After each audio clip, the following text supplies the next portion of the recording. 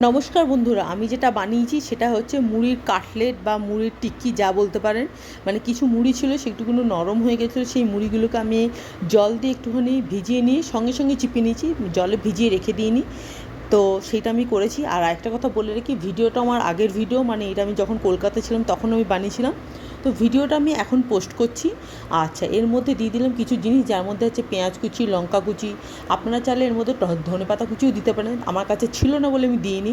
আর আরেকটা জিনিস আমি এখানে দিতে ভুলে গেছি, সেটা হচ্ছে একটু আলু সিদ্ধ। এটা আলু সিদ্ধ আমি পরে দিয়েছি, তো এটা আমি ভিডিওটা করতে ভুলে গেছি। তো তার মধ্যে আমি সব দিয়ে একটু চাট মশলা, নুন দিয়ে, তার মধ্যে একটুখানি বেসন দিয়ে এটা করলাম। দেখুন হয়ে গেছে, আমার টিকি হয়ে গেছে। এটাকে আমি শ্যালো ফ্রাই করব।